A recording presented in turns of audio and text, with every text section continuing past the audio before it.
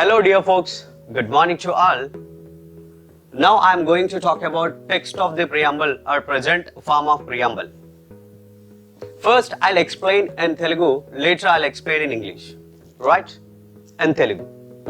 భారతదేశ ప్రజలమైన మేము భారతదేశమును సార్వభౌమ సామ్యవాద లౌకిక ప్రజాస్వామ్య ఘన రాజ్యముగా నెలకొల్పుటకు మరియు పౌరులందరిలో సామాజిక రాజకీయ ఆర్థిక న్యాయమును భావము భావ ప్రకటన విశ్వాసము ధర్మము ఆరాధన వీటి స్వాతంత్ర్యమును అంతస్తులలోను అవకాశాలలోను సమానత్వమును చేకూర్చుటకు మరియు వారందరిలో వ్యక్తి గౌరవమును జాతి ఐక్యత అఖండతను తప్పక వనగూర్చు సౌభ్రాతృత్వమును పెంపొందించుటకు సత్యనిష్టాపూర్వకముగా తీర్మానించుకొని ఈ 1949 నవంబర్ 26వ దినమున మా సంవిధాన సభయందు ఎందు మూలముగా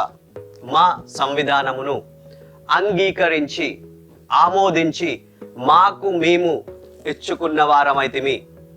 It is in Telugu, right? Now we'll say in English.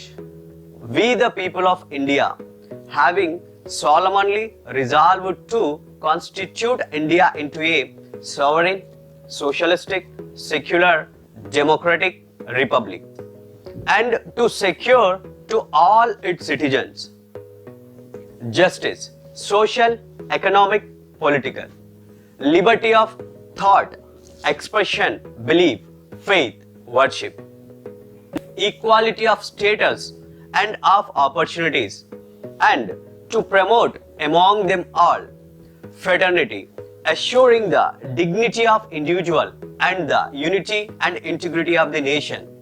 In our constant assembly, this 26th day of November 1949, do hereby adopt, enact, give to ourselves this constitution.